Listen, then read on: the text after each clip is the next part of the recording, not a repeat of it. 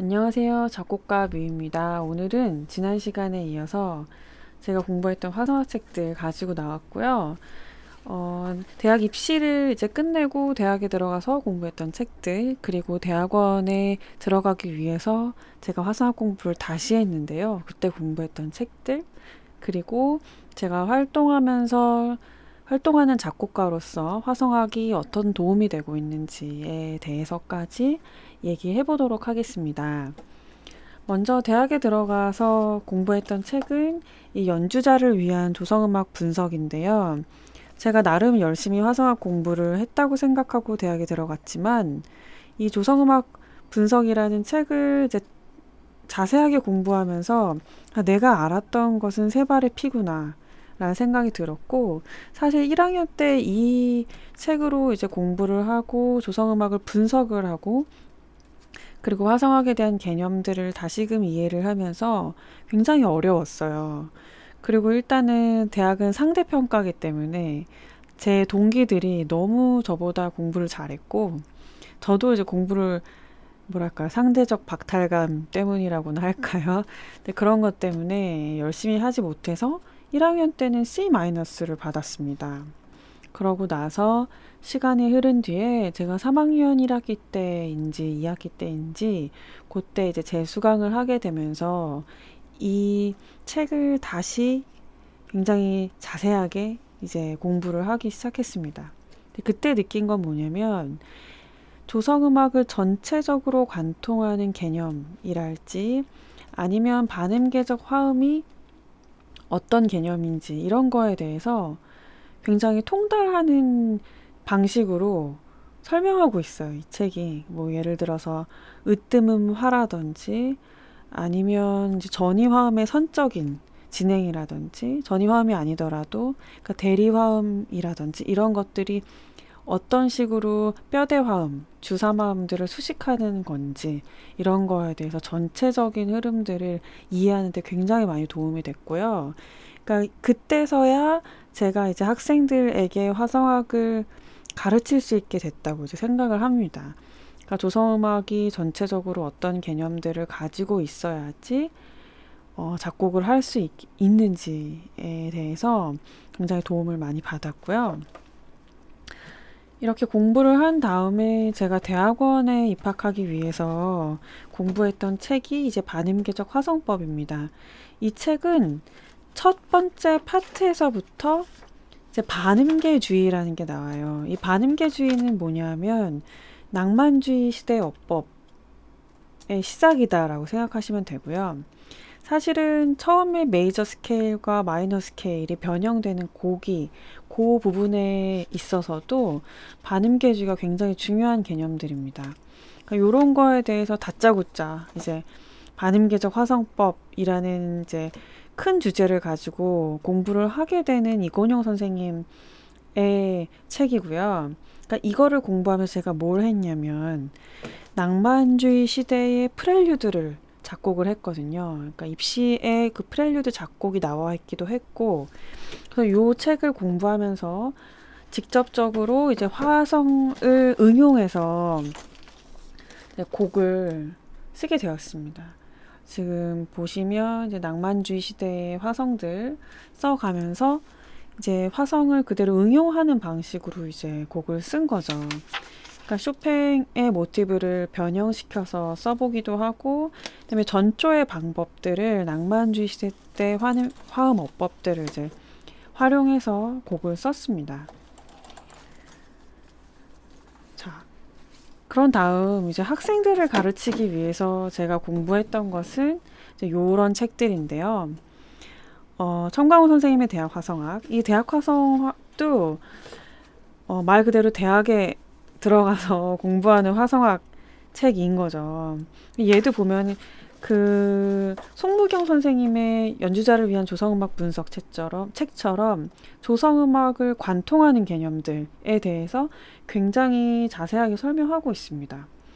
으뜸음화라든지 아니면 반음계적 화음이라든지 이런 것들에 대해서 굉장히 설명이 잘 되어 있어서 특히나 이 책 같은 경우는 학생들을 가르칠 때 굉장히 도움을 많이 받았어요. 그러니까 학생들을 가르칠 때는 디테일한 거 하나하나를 가르치기보단 큰 그림을 먼저 보여주고 큰 그림을 이해를 시키면 학생들은 사실은 디테일한 거는 연습 문제를 많이 풀어보면서 고쳐 나가게 돼 있거든요. 근데 너무 디테일한 거를 가르치다 보면 내가 어디쯤 와 있는지, 화성학을 어느 정도 공부해야 잘 공부하고 있는 건지 학생들이 감을 못 잡기 때문에 쉽게 자신감을 잃습니다. 그래서 그게 좀 안타까웠기 때문에 제가 그랬기도 했고요. 그래서 저는 그런 개념들을 모르고 연습 문제를 많이 풀어보는 방식으로 이제 고3 때까지 공부를 하고 고3 입시에 참패의 맛을 봤기 때문에 이제 그런 것들을 학생들한테 조금 도움이 됐으면 좋겠다라는 생각에서 이런 식의 공부들. 그리고 이거는 외국 저서인데 이제 서정 선생님께서 번역하신 책이고요. 이 책도 이제 보면은 으뜸화음, 딸림화음, 버금딸림화음, 그러니까 뼈대 화음들이 조성음악에서 어떻게 작용하고 있는지 많은 예시들을 통해서 이제 알려주고 있는 책입니다. 그래서 요거 개념들 공부하면서 내가 조금 더 예시를 들었으면 좋겠는 방식은 이제 여기서 찾아보는 방식으로 이제 공부를 하고 가르치는데 도움을 굉장히 많이 받았죠. 그 다음에 이 바흐의 코랄 같은 경우는 사실은 반음계적 화음이라든지 뭐 다른 여타의 화성학 책들보다 훨씬 앞서 있는 시대지 않습니까? 바흐가 바로크 시대의 대표적인 작곡가인데 18세기 초반에 이 바흐는 그 코랄, 그러니까 교회의 찬송가죠. 찬송가들을 사성부 음악으로 만들려고 이제 시도를 한 겁니다. 그래서 고전시대 화성 어법이랑은 조금 다를 수 있지만 간결한 뼈대 화음들을 가지고 종지를 어떻게 구성하는지에 대해서 끊임없는 예시들이 이제 나오는 거죠. 그래서 얘들을 쳐보고 분석을 해보면서 어떻게 보면 조성음악의 기초를 다진달까요? 예, 그 기초를 다지는데 굉장히 좋은 책입니다. 이 책을 대학 입시 때도 공부를 하긴 했지만 나중에 이제 대학원에 들어가서라든지 학생들을 가르치면서 요거 제가 쳐보고 분석해 본 게 도움이 많이 됐어요. 그리고 어느 학교에서는 이제 바흐 코랄 형식의 청음이라든지 화성학이라든지 이제 공부하고 시험을 보는 학교도 있기 때문에 얘까지 이제 공부를 하신다면 아, 내가 조성음악에 대해서는 뭔가 관통하는 개념들을 내가 이해하고 있다라고 말할 수 있을 것 같습니다. 예, 제가 여기까지 공부했던 화성학 책을 알려드렸는데요. 사실 화성학이 그렇게 중요해요? 라고 물어보실 수 있어요. 제가 지금 유튜브에 올리고 있는 화성학에 대한 얘기들도 어떻게 보면 굉장히 개념적인 얘기들인데 내가 내 느낌대로 작곡하고 내가 표현하고 싶은 것을 마음껏 표현하는 게 음악인데 꼭 이런 학문적인 바탕을 가져야 되는가에 대해서 궁금해 하실 수도 있는데요. 제가 말씀드리고 싶은 것은 제가 이제 대학원까지 졸업한 지 한 5년 정도 되었는데 활동하는 작곡가로서 화성학이 어떻게 도움이 되냐면 제가 표현하고자 하는 언어, 그러니까 음악 언어의 가이드라인 같은 역할을 하게 됩니다. 어떤 가이드 역할을 하냐면 예를 들어서 내가 작곡하고 있는 곡이 뻔한 진행으로 가고 있다. 그러면 그 뻔한 진행을 분석을 해본 다음에 이걸 피해가는 방식으로 작곡을 할 수도 있고요.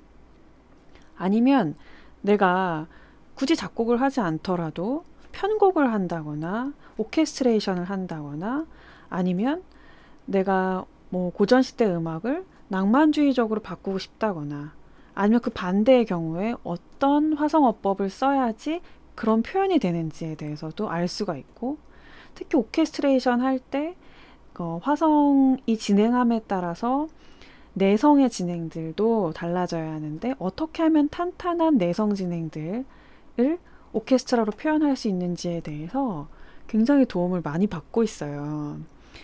특히 우리나라 대학 교육계의 가장 문제점이라고 생각하는 부분이 제 개인적인 생각으로서는, 그러니까 대학에 들어가게 되면 조성음악에 대해서 충분히 공부를 했다라고 생각을 하기 때문에 현대음악을 공부하는 그러니까 현대음악을 작곡하는 비중이 훨씬 더 큽니다. 그래서 한 4학년쯤 되면 화사학을 잊어버리는 학생들이 굉장히 많아요.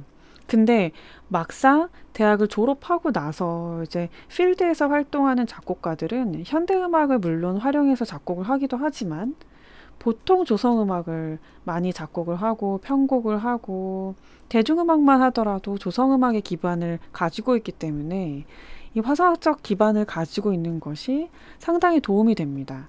그렇기 때문에 학생을 가르치면서라든지 아니면 자기 개인적으로라도 꼭 화성학을 계속 공부를 하셨으면 좋겠고요.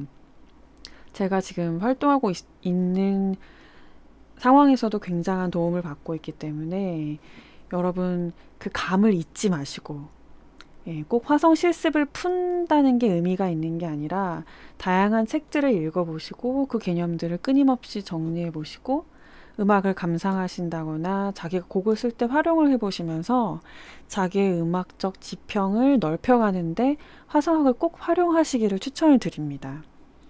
그래서 제가 이런 긴 영상을 두 파트에 나눠서 만든 것이고요.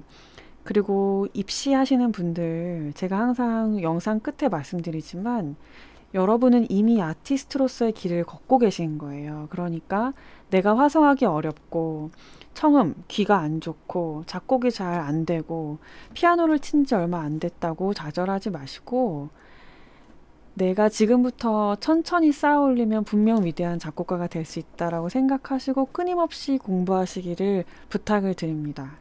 네. 그래서 여러분이 사회에 나오셔서 작곡을 하시게 되면 충분히 멋있는 필드들이 펼쳐져 있으니까요. 용기 잃지 마시고 또 독학하시는 분들도 힘내시고 저와 함께 음악 이론 공부하셨으면 좋겠습니다. 네, 긴 영상 봐주셔서 너무 감사하고요. 도움이 되셨다면 구독과 좋아요도 부탁드립니다. 앞으로 청음 문제랑 또 다른 음악 이론에 대한 얘기들로 찾아뵙겠습니다. 감사합니다.